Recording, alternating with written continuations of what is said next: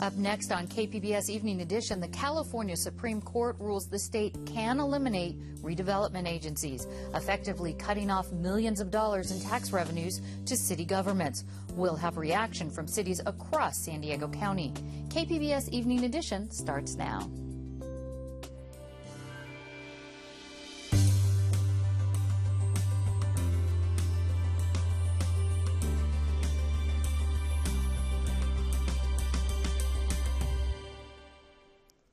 Good evening, I'm Peggy Pico. Dwayne Brown is off tonight. The California Supreme Court has upheld a law that will eliminate redevelopment agencies. Today's ruling means cities across San Diego County will lose hundreds of millions in tax dollars. That money will now be diverted to local schools. Prior to the ruling, taxes were collected on redeveloped properties and then reinvested into blighted neighborhoods. San Diego was one of many cities that sued after Governor Jerry Brown signed the law to eliminate the agencies. The city lost the suit. In a written statement, the governor said, "Today's ruling by the California Supreme Court validates a key component of the state budget and guarantees that more than $1 billion of ongoing funding will go to schools and public safety." For reaction to the decision, we turn to Joanne Farian at the KPBS Evening Edition Roundtable.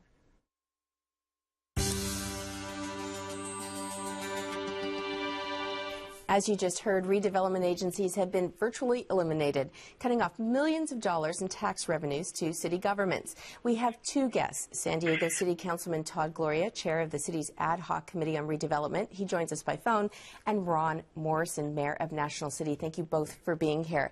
I want to start with you, Councilman Gloria. What will this mean for the city? Well, this means that we lose very critical tools that help revitalize neighborhoods and create jobs. And we won't have those funds available to us any longer. Those are used to create things like infrastructure and affordable housing. And we're going to have to find new ways to doing that, which is, I think, a terrible blow to a lot of our poor neighborhoods. Do you know how much money in property taxes currently gets diverted to redevelopment agencies? Well, for the city of San Diego, we receive about $200 million a year for redevelopment across all of our neighborhoods, from San Ysidro, Linda Vista, City Heights to downtown. So that's a significant blow when you consider that our general fund budget is about $1.3 million. Now, Mayor Morrison, I want to bring you into this conversation. I believe it's about $15 million that gets diverted into your general fund. What percentage of your operating budget does that account for? Well, first of all, let me say it's not diverted.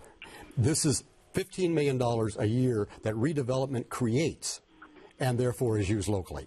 And so if you take that $15 million in our city budget is about $35 million. And so this does not go into our general fund. This stays totally separate and is used for separate, just much like Todd was just saying, for housing revitalization, for low-income housing, for projects, for infrastructure, all the things that the state hasn't been able to do.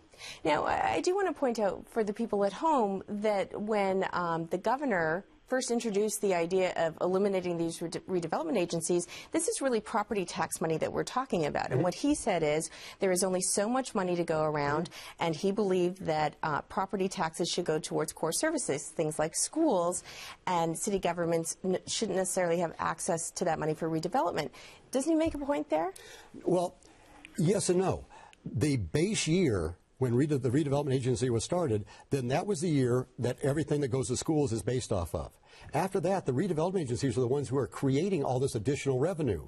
So if we cut it off, they get that revenue for right now. The state's able to take care of its budget problems for the moment, but momentarily only, because you've killed the goose that laid the golden egg. It's not going to create, there's not going to be that creation in the future. So what do we do in 5 and 10 years from now when this governor and this legislator is gone, and then we're stuck because we are not generating those revenue and those jobs that redevelopment has been doing. Councilman Gloria, I want to get your reaction to that. Doesn't the governor make a point, and a lot of people at home who are hearing about huge cutbacks to school districts right now, isn't there a point to be made that some of this money should be going to fund schools? Well, certainly education should be a top priority. But I would say that for anyone, shelter is also a critical part of their lives. And redevelopment creates housing that helps house families, particularly needy families in our community. Additionally, I think infrastructure is a critical priority for this state. As we look to try and get into the business of building the future, building a future economy where we can compete on a global stage, we have to have infrastructure that can allow commerce to happen redevelopment assists with that. In this particular case, education may win temporarily, as Mayor Morrison says, but the reality is that shelter and infrastructure are harmed, and I think that hurts our long-term viability. And as Mayor Morrison mentioned, this does nothing to solve the state's structural budget deficit. They will be back again next year looking for another source of funds that they can raid in order to paper over their deficit.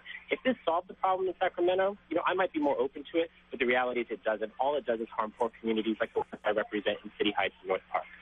Now, you mentioned shelter, and I do want to point out that 20% of redevelopment funds are spent on building affordable housing. We do have a statement from Susan Tinsky, and she is with the San Diego Housing Federation, and she says without redevelopment funds, the sources for creating more affordable homes are all but eliminated. We call on public officials and policymakers at all levels to join in developing and executing a plan to replace this revenue now. That comes from Susan Tinsky. One more statement to read for our audience, and this comes from San Diego Mayor Jerry Sanders, who is unavailable to join us today.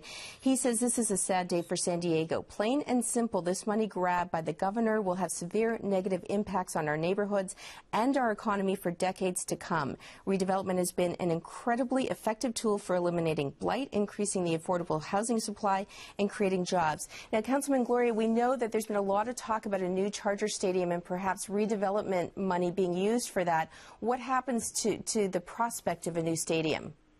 Well, this was only one of the source of funds that would be considered for that project. The reality is that there are other large civic projects that are imperiled because of the lack of redevelopment. And the best one I can give you is the World Trade Center, our Connections Housing Project, will be our city's first year-round homeless services center. That has been supported by redevelopment. That's the kind of project that we cannot no longer do if this is eliminated, now that this has been eliminated. So people like to focus on stadiums. I understand why that's the case.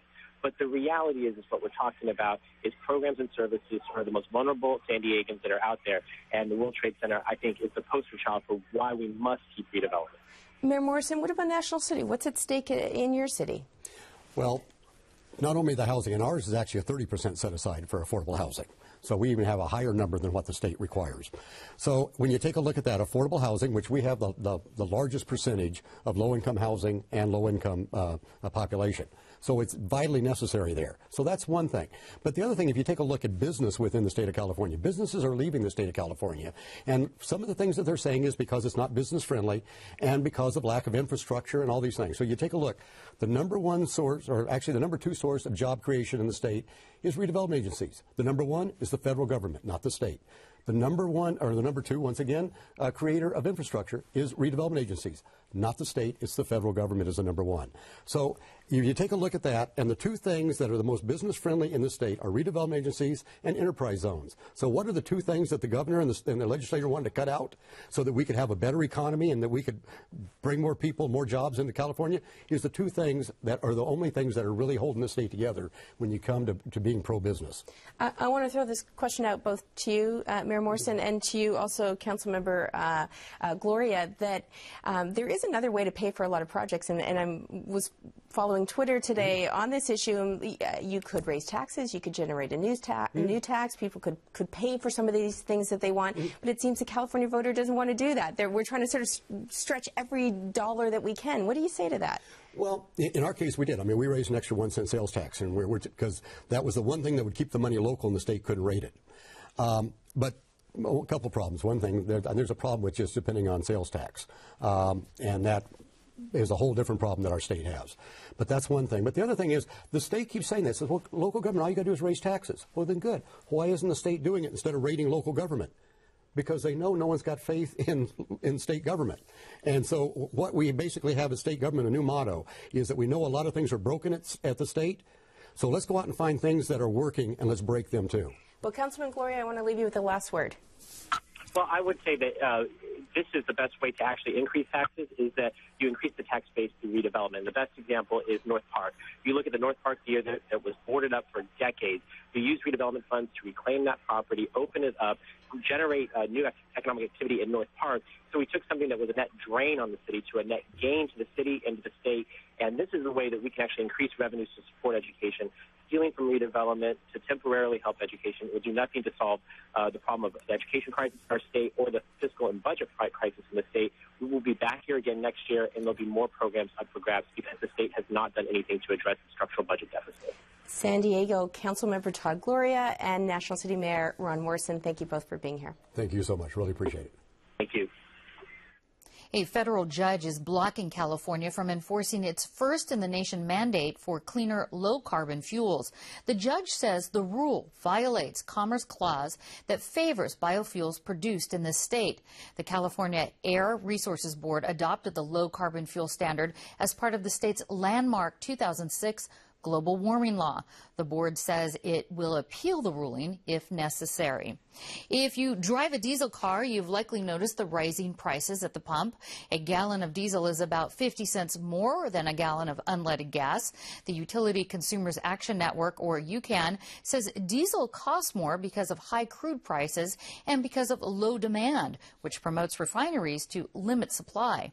UCAN reports diesel prices are at a record high and expect that the trend will continue into next year. The San Diego International Auto Show got underway at the Convention Center today with 500 new models on display through Sunday.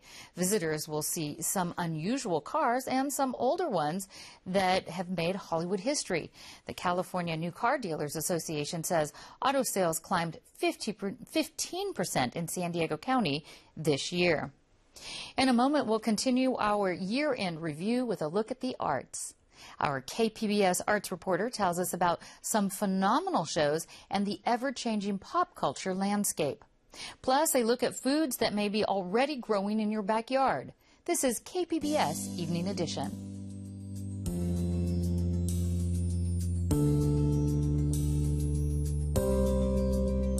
Tonight on KPBS, at 8, see what was making New Year's news over the past decades in San Diego.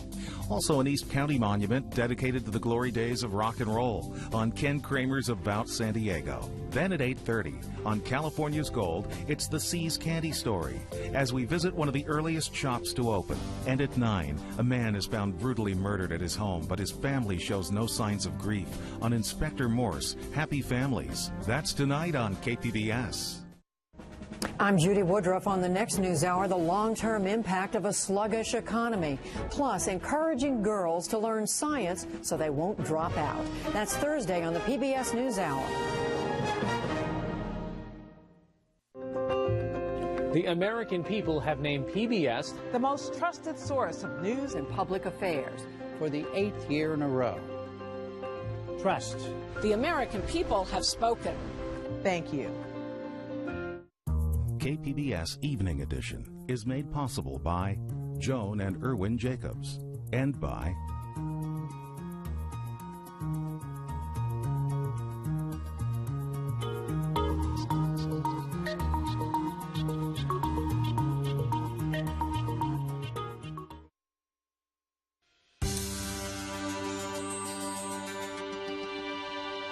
Sears says it's closing 2 stores in San Diego County. One is in Carmel Mountain Ranch and the other on Claremont Mesa Boulevard. Earlier this week, the company said it was closing 120 stores nationwide because of lackluster sales. Former Charger LaDainian Tomlinson says Sunday's game against the Miami Dolphins may be the last of his career.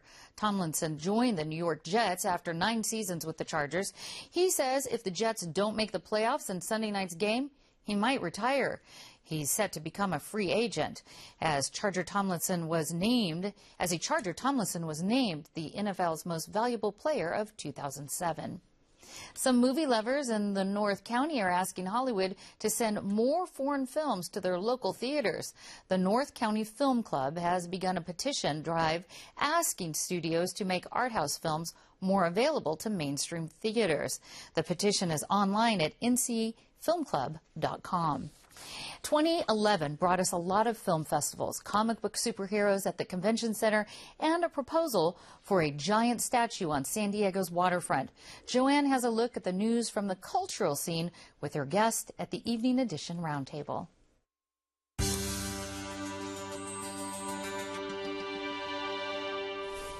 This year in arts and culture, a giant wing sculpture and the largest pop culture convention in North America made headlines in San Diego. Joining me to review these top stories are KPBS arts and culture reporters Angela Carone and Beth Accomando. Thank you both for being here. Thanks. Beth, let's start with Comic-Con. Now, this started off as a somewhat of a small sort of get-together. It's grown into this massive event, $160 million for the city of San Diego, but every year we hear we might lose Comic-Con. Same debate again? Same debate again, and it's only been recently, and the problem has been mostly the space. The limited space at the convention center means that they have to cap off attendance at 125 to 130,000, which means that's a limit to the income they can make unless they raise prices. It also means it's a limit to the amount of programming they can do.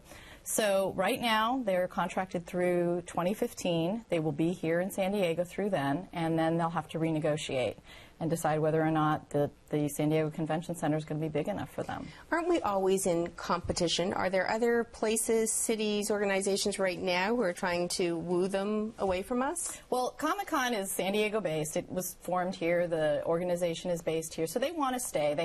They rely on thousands of volunteers every year, so it's to their benefit to remain in San Diego. But the space limitation and problems with hotels having high rates during the convention time have made them, debate whether or not they should stay. And we have been wooed by, or Comic-Con has been wooed by places like the Anaheim Convention Center, Los Angeles Convention Center. So there are places definitely trying to tempt them to come away from San Diego. But so far, they really want to stay here. And we do know there are plans to expand the convention center. Mm-hmm. This is one of the reasons why Comic-Con. So definitely we're going to be watching this story all throughout next year. Now, Angela, another big story. Now, tell us a little bit about the Wings of Freedom. What does that look like? Well, it's a sculpture that will be placed at the tip of Navy Pier if it all goes through, and it's meant to look like two large sails or wings coming out of the ground. They're made out of steel and titanium, and they're massive. One is 500 feet and the other one is 400 feet, and then at the base of it there will be an outdoor seating area, so it just looks like two massive sails coming out of the ground. I think somebody's called them oversized rabbit ears. Well, yes, there have been oversized rabbit ears, a giant hood ornament. Then there's, the flip side, people saying they're magnificent. The thing with public art is you can find as many people who will love something, you can find as many people who will hate it. It's a very sort of divisive thing. And this one in particular has been controversial because it's in this very prominent spot at the tip of Navy Pier. And also it's been presented in this kind of with grand proclamations of this being San Diego's iconic work of art. This will be our Sydney Opera House, our Eiffel Tower. And when you make proclamations like that, you invite a lot of attention, and not all of it's going to be good. When will we know whether or not this will be at Navy Pier? Not for a long time. It's just finished up with a series of town hall meetings. Now it'll go to the Board of Port Commissioners, who will vote on whether just to include it in their master plan, and that happens in early January. There'll be environmental impact studies after that, engineering assessments, more town hall meetings. The Coastal Commission will get involved. So we probably won't have a decision on Wings of Freedom until, maybe 2013. I think one of the most interesting things about the process going forward is that the money is already there for this. A local philanthropist named Denny Sanford has come forward and pledged the full $35 million to build Wings of Freedom. Right, makes it tough to say no. Now, for moviegoers in our audience, there was some big news. A luxury movie theater in Del Mar. Tell us about that, Beth. Sure. It's actually from a Mexican-owned company, Cinépolis. They have theaters in 11 different countries, and a good chunk of them are luxury theaters. So what this means is you have like these lazy boy recliner chairs, leather, that you can watch the movies from. It's a small venue. There's only 70 seats. It's a huge screen. You can push a button, which my son loves, and a waiter comes to serve you food. So it's a really nice venue to watch a film in. It's more expensive, but it does offer you a lot of benefits that you can't get at a regular theater. How much more expensive? What does it cost? If you want to go see a new film in 3D, it'll run you almost $20. So, it is more expensive, but, if you can go and not have to wait in line, or for some people, what's really nice is they have a over 21 theater, which is not necessarily for films that are for older people, but you can have alcohol in the theater, and there are no kids in the theater. And there were some people at the theater when I was there who were thrilled by the fact that they could go into an adults-only theater. And what about the food? Is it good? The food is good. I mean, they have gourmet popcorn for like $10, but you can also order quesadillas and sushi, and they do have some incredible desserts, which is my thing to order there, and coffee drinks and hot cocoa. Is it have a full bar, or is it? It's a pretty full bar, yeah. Wow. Sounds like you're making plans for the new year. Finally, before we go, Angela, we want to talk about another story that you did, and this was called, it was a special exhibit called Pacific Standard Time. Tell us a little bit about that. Well, Pacific Standard Time is actually a regional series of exhibits. Over 130 museums and galleries all up and down the coast of California. We're showing work that was made in LA in the 50s and 60s and 70s. It was an initiative by the Getty Museum in Los Angeles. And we had two museums locally that participated, the Museum of Contemporary Art in San Diego and the Mingei International Museum in Balboa Park. Two very different exhibits at those institutions, but both really important. MCASD did a show on the light and space movement, which was really interesting, and work that they collected and championed very early on, so it's appropriate that that was there. And then the Mingei did San Diego artists who were working in crafts. Before we go, your blog, a website, where can our audience at home go to find out more information about arts? My blog is called Culturelust, and it's on kpbs.org. Great. Well, thank you so much. And mine is Cinema Junkie, and you can find that at KPBS also. Great. Thank you so much, Beth and Angela, for being here. Thank you. Thank you. If you're tired of supermarket lines, this story may offer an alternative through backdoor harvesting. Jill Repligo introduces us to some native foods making a comeback in the Southwest. Here's a couple that I saw yesterday, that little, see right there, you can see the shadow. Deborah Small and Lydia Vassar spend a lot of time wandering the hillsides and arroyos of North County. Here they're looking at dried chia flowers. This is a little chia skeleton right here. Virtually ignored for centuries, the seeds of these flowers have become a popular health food product in recent years. For one thing, they're rich in omega-3 fatty acids. People have been using it here for thousands of years. It was really one of the very important staples. Small and Vassar aren't just on the lookout for chia seeds. There's a wide variety of wild edible plants growing in San Diego County and throughout the Southwest that many of us pass right by. Several of these foods are making a comeback in grocery stores and farmers markets, and some people are rediscovering their hunter-gatherer roots by going out and harvesting themselves. Nice and dry. Here in Tucson, Arizona, people are lined up to have mesquite beans processed by a community mill. Mesquite trees grow across the Southwest desert from Texas to southeastern California, as well as in northern Mexico. Mesquite was an essential source of fibers, fuel, and food for Native American groups. The sweet, nutty beans can be ground up and made into a flour. Mesquite flour has become popular in recent years at Arizona farmers markets and specialty stores. Bodie Robbins uses mesquite flour in his pies and cookies. He harvests the mesquite beans from his land outside of Tucson. Mesquite is a miracle food. It's no gluten, high protein, natural occurring sugars, and it grows on trees. It's free. Mesquite's nutritional properties are what have attracted a lot of people, especially those diagnosed with gluten intolerance and diabetes. The soluble fiber helps to lower your blood sugar. It basically slows down the release of sugars in your digestive tract. While some modern desert dwellers are just discovering mesquite, for others, it was a childhood snack. Well, I grew up in Texas, actually. And as a young boy, my buddies and I, my brothers, we'd actually have mesquite trees out in the back fields, and we'd always eat mesquite pods. I mean, it's just a natural thing. We'd go out there and just start chewing on them, and that's all you do is just chew on them. It's almost like a sugar cane. But Aragon says until recently, he didn't realize the beans had health benefits. Back in California, Small and Vassar also tout the health and medicinal benefits of many wild foods. Vassar is a member of the Luiseño tribe, and she teaches children about native plants at the Pechanga Tribal School in North County. Growing next to this agave plant, she spots a white sage.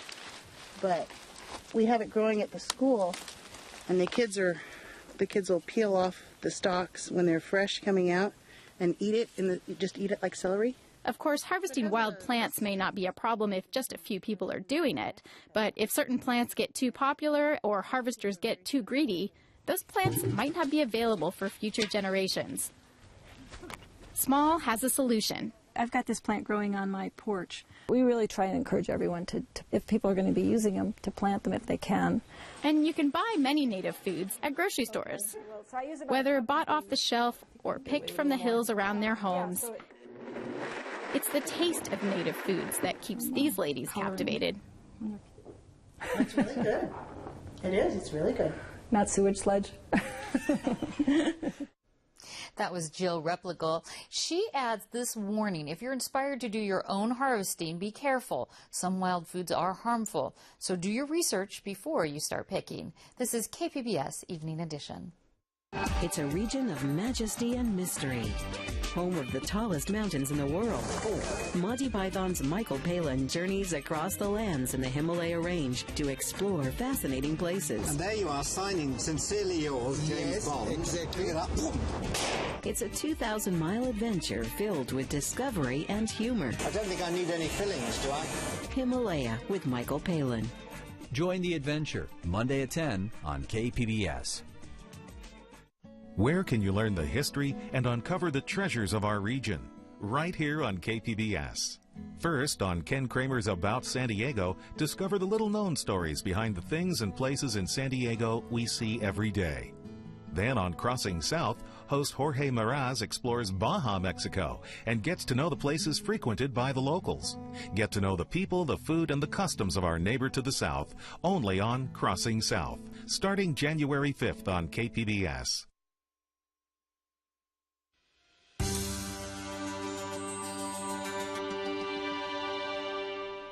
Welcome back to the Public Square on KPBS Evening Edition.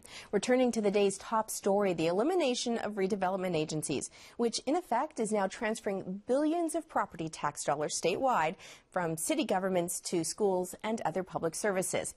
I want to read to you some of the reaction from elected officials throughout the county. San Diego District Attorney and mayoral candidate Bonnie Dumanis writes, Sacramento politicians should have left well enough alone and not interfered with a program that has successfully put local tax revenue to work locally, created jobs, and transformed our city for the better. Coronado Mayor Casey Tanaka writes, in the last 4 years, the city's redevelopment agency put approximately 50 new apartment units ranging from 1-bedroom to 3-bedroom units into service for senior citizens of low to moderate income. This would not have occurred without redevelopment. San Diego Council member Carl Tamayo and mayoral candidate says today's ruling by the California Supreme Court was the worst possible outcome, as it completely eliminates redevelopment agencies and undermines our ability to invest in economically distressed neighborhoods. And finally, San Diego Council member David Alvarez has a slightly different take on the court ruling. He says it was expected, and in fact, the decision is an opportunity to build something better for the people of San Diego. We can develop a policy that more narrowly targets elimination of true blight, creates jobs, and provides affordable housing. Well, what do you think? I want to know. Write to me at jfarian@kpbs.org, or you can follow us on Twitter or like us on Facebook. And now Peggy has a recap of tonight's other top stories. 2 San Diego Sears stores are closing as part of the company's nationwide downsizing. The stores are in Claremont and Carmel Mountain Ranch. And the San Diego International Auto Show is underway at the Convention Center. The show opens on a positive note. New car sales increased 15% this year in San Diego County. You can watch and comment on tonight's stories on our website, kpbs.org/evening edition. Thanks for joining us, and have a great evening. Tonight on KPBS, at 8, see what was making New Year's news over the past decades in San Diego. Also, an East County monument dedicated to the glory days of rock and roll on Ken Kramer's About San Diego. Then at 8:30, on California's Gold, it's the Seas Candy Story, as we visit one of the earliest shops